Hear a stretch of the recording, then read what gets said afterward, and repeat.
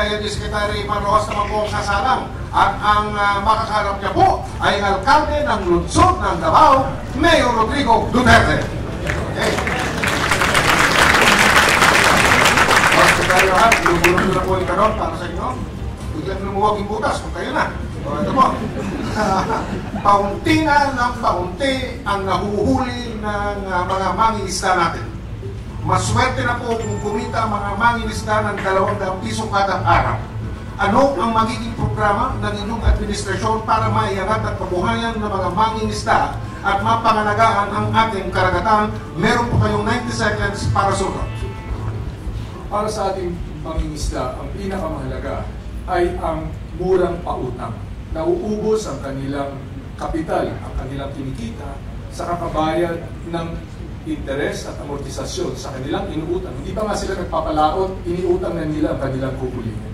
Kaya murang pautang isa sa pinakasusi para sa kanilang kaginawahan. Pangalawa, makabagong teknolohiya. Importante ito. Doon lang sa Dagupan, sa ating bottom-up budgeting, may napakagandang project na gagawin natin ito sa kanyang maging Pangulo sa buong Pilipinas. Nabigyan natin ng fish finder. Ito yung mga radar.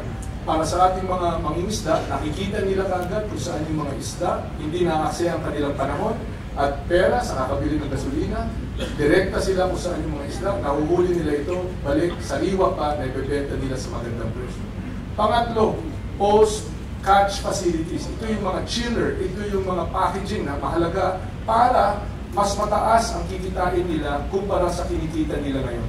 Sa ngayon, limitado ang kanilang kita dahil nabubulok ang kanilang isda. Pag nagkaroon ng mga post-catch facilities tulad ng mga chiller, tulad ng mga reefer vans, dadalhin ang kanilang huli sa mga pamilihan, gaganda ang kanilang kita. At panghuli, ang pinakamahalaga ay infrastruktura.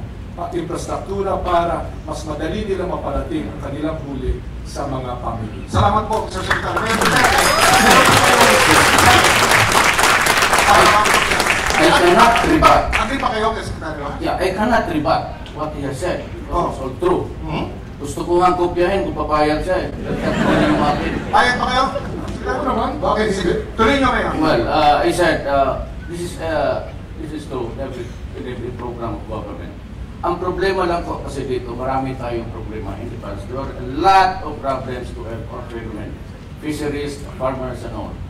Ang nakakaproblema ko dito is in the implementation along the way. Because if you have incompetent and corrupt officials, it will be the same. Biyayang dagat was the greatest program of any government. But along the way, sumabog because there was corruption. Mangyarihan says it all.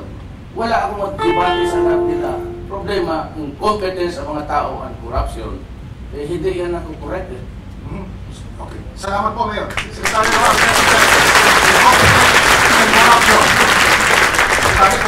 Nasa sentro ng programa ng Daang Matuwid, nasa sentro ng diwa ng pagkatao ni Marojas, yung anti-corruption.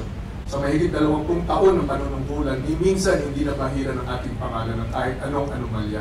Ako galit sa mga korap at hindi ko papayagan na magkaroon ng korupsyon sa aking panunungkulan.